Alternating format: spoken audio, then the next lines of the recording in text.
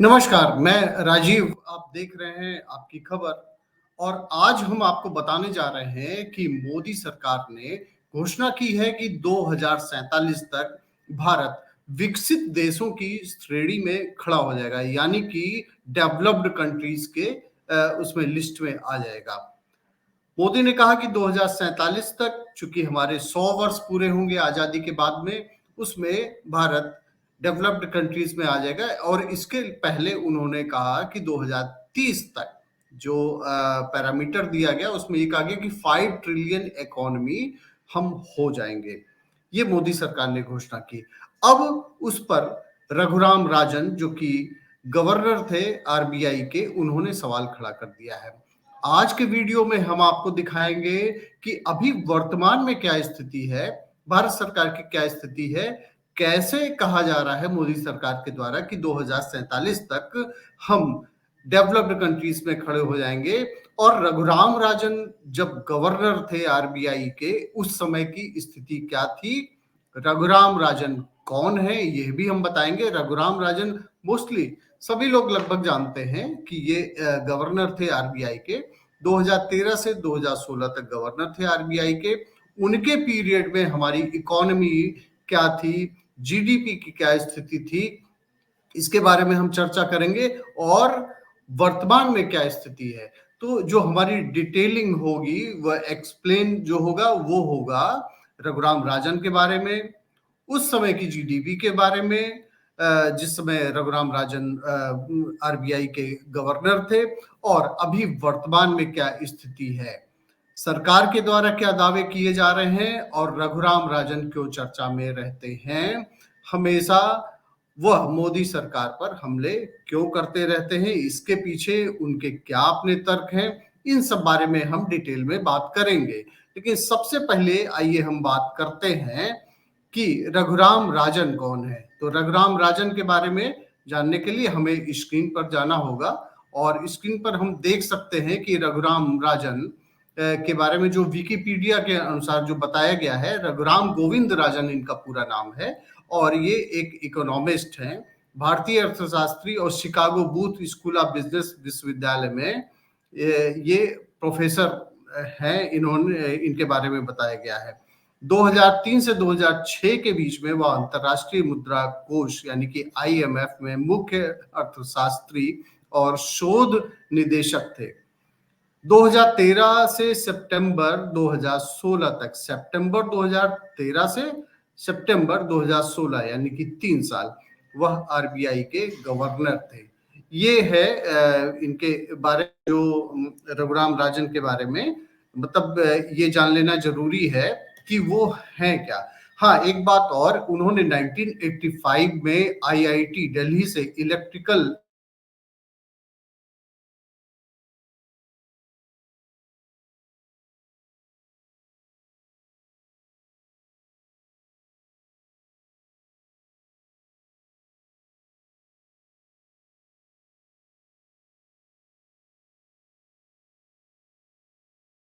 Massachusetts institute of technology 1991 में उन्होंने economics में पीएचडी किया, यानी कि अर्थशास्त्र में उनको महारत हासिल है। और यही नहीं, अगर उनके हम पेरेंटल उसकी बात करेंगे तो इनके फादर आर गोविंद राजन 1966 में इंडोनेशिया में तैनात थे और इंटेलिजेंस ब्यूरो और raw research and analysis wing में उन्होंने काम किया। तो ये थी रघुराम राजन के बारे में जानकारी जो विकिपीडिया के अनुसार बताई गई है। अब हम आते हैं कि रघुराम राजन क्यों चर्चा में हैं। तो रघुराम राजन ने जो सवाल खड़े किए हैं, हम उसको भी आपको बताएंगे कि उनके द्वारा सवाल क्या खड़े किए गए हैं, क्या मीडिया में इस समय आ रहा है। तो अगर हम ये देखना चाहें तो इसके लिए हमें जाना होगा रघुराम राजन के द्वारा दिए गए इन्वेस्टमेंट जो स्टेटमेंट है उसके बारे में जाना होगा। तो इन्होंने एक इनके बारे में जो आर्टिकल आई है उसमें क्या कहा जा रहा है, इस पर भी नजर डाल लेना जरूरी है। और जिसके बारे में हम देखते हैं कि इन्होंने क्या कहा है कि यदि भारत में चाइनीज इन्वेस्टमेंट आता है तो भारत तेजी से विकास करेगा। ये 13 दिसंबर की है और है द इकोनॉमिक टाइम्स ने इस आर्टिकल को पब्लिश किया है। और इन्होंने चीन की वकालत की है। देखिए, सबसे बड़ी बात यह है कि जहां भारत में चाइना से संबंधों को, जो व्यापार है उसको कम करने की बात कही जा रही है। कई बार आपने देखा होगा कि बाइकआउट भी किया गया है, पब्लिक के द्वारा बाइकआउट किया गया है। गवर्नमेंट ने नहीं किया था, लेकिन पब्लिक के द्वारा बाइकआउट किया है। इनका स्टेटमेंट अगर आप रघुराम राजन का देखें तो उन्होंने कहा है कि चीन के साथ सहयोग करने का अवसर नहीं छोड़ना चाहिए जब तक कि भारत चीन पर अत्यधिक निर्भर ना हो जाए। यदि चीनी कंपनियों को दूरसंचार उपकरण या रक्षा अनुबंध जैसे रणनीतिक क्षेत्रों के बाहर भारत में निवेश करने की अनुमति दी जाती है तो भारत तेजी से विकास करेगा। इन्होंने सवाल ये उठाया है, रघुराम राजन ने कहा है कि राष्ट्रीय सुरक्षा चिंताओं के बाद भारत में चीनी निवेश पर लगे प्रतिबंधों के बीच आरबीआई के पूर्व गवर्नर रघुराम राजन ने कहा है कि अगर गैर रणनीतिक क्षेत्रों में प्रतिबंध हटा दिए जाएं तो भारत तेजी से विकास करेगा। कुल मिला के इन्होंने चीन की वकालत की है, चीन के समर्थन में बात कही है।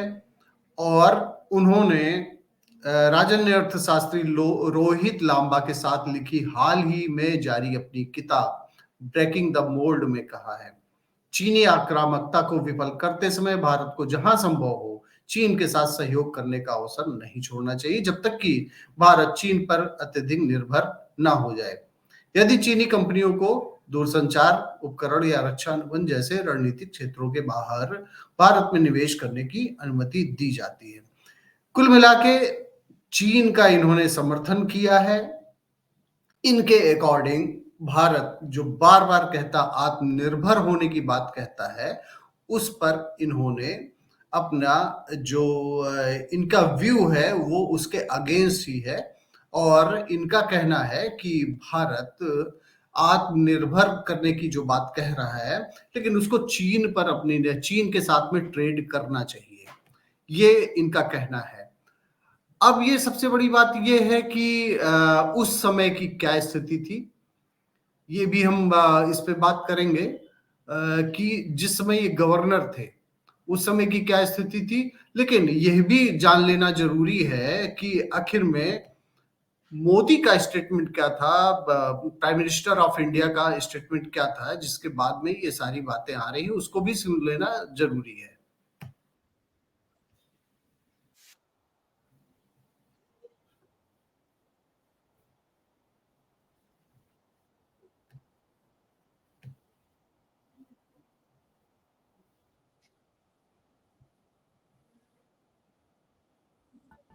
और एज फाइनेंशियल सर्विसेज इस यात्रा में महत्वपूर्ण भूमिका निभाएंगे।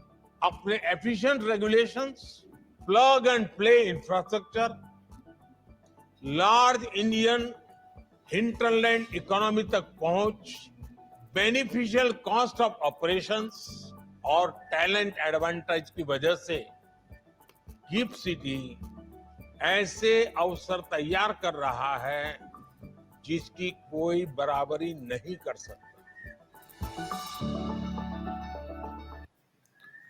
तो आपने जैसा कि देखा कि प्राइम मिनिस्टर के द्वारा, मोदी के द्वारा कहा गया कि भारत की बराबरी कोई नहीं कर सकता, ये उन्होंने देश को भरोसा दिलाया था। ये लेकिन सवाल खड़े हो रहे हैं और जो गवर्नर रहे हैं आरबीआई के रघुराम राजन, जो इकोनॉमिस्ट भी हैं, आईआईटी से पढ़े हुए हैं, इकोनॉमिस्ट भी हैं, तो उनके द्वारा ये सवाल खड़े किए गए। अब हम देखना ये चाहेंगे, दर्शकों को ये दिखाना चाहते हैं कि जो उस समय की स्थिति थी, जिस समय गवर्नर थे आरबीआई के रघुराम राजन, उस समय की क्या स्थिति थी उस पर भी नजर डाल लेना जरूरी है। और उसके पहले का भी अगर हम आंकड़े देखना चाहें तो वो देख सकते हैं कि उस समय की स्थिति क्या थी। तो इस पर आंकड़ों पर नजर डालने के लिए हमें स्क्रीन पर जाना होगा। और स्क्रीन पर अगर आप देख सकते हैं, और पिछले हम देखते हैं 2000 2010 से देखते हैं। 2010 से जो स्थिति थी, इसमें जीडीपी 8.50, 2011 में 5.24, 12 में 5.46। अब हम आ जाते हैं 2013 में। 2013 से गवर्नर थे आरबीआई के रघुराम राजन। उस समय से 2016 तक की स्थितियों पे हम चर्चा करेंगे। 2013 में 6.39, 2014 में 7.41, 2015 में 8%, 2016 में 8.26। ये इस पीरियड तक रघुराम राजन आरबीआई के गवर्नर थे। उसके बाद हम देखते हैं 2014 के बाद से मोदी सरकार आई, और उसके बाद में अगर आप अभी के आंकड़े आप देखेंगे तो 2017 में 6.80, 2018 में 6.45, 2019 में बहुत ही डाउन चला गया था 3.87, 2020 में 5.83, और उसके बाद में 2021 9.05। ये 14% की ग्रोथ इसमें दिखाई गई थी। और 2022 में अगर रिसेंट की बात करें हम, तो उस समय 7% ग्रोथ दिखाई गई, जो कि पिछले 2021 से ये 2.05, ये कम आंकड़ा रहा इसका। तो ये था उस समय का आंकड़ा जिस समय रघुराम राजन गवर्नर थे, और उसके पहले और बाद का भी हमने चर्चा किया। अब हमें यह भी जान लेना जरूरी है कि आखिर में जो गवर्नमेंट ऑफ इंडिया है उसका क्या कहना है, वो किस तरीके से 2047 तक अपने को मानती है कि वो एक विकसित देशों की श्रेणी में खड़ी हो जाएगी। तो इसके लिए हमें गवर्नमेंट ऑफ इंडिया के कुछ जो उनके द्वारा रिलीज किए गए उस डॉक्यूमेंट पे जाना होगा। माई जीओवी पर, माई गवर्नमेंट पर ये किया गया था, India as a developed country by 2047। इस पर on the occasion of India's 75th Independence Day, Prime Minister Narendra Modi set an ambitious goal for the country, which is to become a developed nation by the time India celebrates its 100th Independence Day in 2047। 100 साल हो जाएंगे 2047 में, इसलिए ये target रखा गया है कि अब हम आते हैं इस पॉइंट पे, बात करते हैं कि आखिर में डेवलप्ड कंट्रीज होती क्या है। इसके बारे में बताया गया है बेस्ड ऑन ग्रॉस नेशनल, एक minute, based on gross national income per capita. The World Bank classifies countries into 4 income groups: low, lower, middle, upper middle, and high income. Even though the terms developed and developing are not being used as since a few years ago because of the debates around the terms. A developed country would mean a high income economy. Not every high income economy is a developed country because there are several other factors to consider. For example, most developed countries have a Human Development Index (HDI) score of 0.8 or above. Developed countries have stable economies, a decent standard of living, better life expectancy. केवल यही नहीं है कि develop countries में कि आपके पर capita income बहुत ही अच्छी होनी चाहिए, वहां के लोगों की कई सारे फैक्टर्स जो है उसमें ध्यान में रखे जाते हैं डेवलप कंट्रीज में, जैसे वहां की stable economy, decent standard of living, better life expectancy. इन सब चीजों को ध्यान में रखते हुए ये आंकड़े बनाए जाते हैं, फिर उसके बाद में डेवलप्ड कंट्रीज की श्रेणी में रखा जाता है। अब इंडिया के बारे में बात करते हैं। India compare to the developed world, Bharat कहां खड़ा हुआ है, ये आज की तारीख में भारत कहां खड़ा हुआ है, इस पर अगर हम चर्चा करेंगे। When it comes to per capita income, India's per capita income is 2200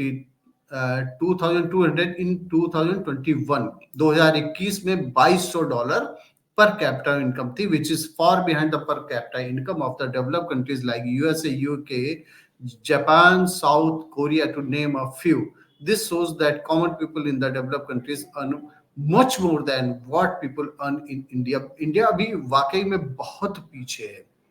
$2200 पर कैपिटा इनकम इंडिया की, जो कि USA, UK, Japan, south Korea, ये कुछ नाम है उसमें से बहुत पीछे है।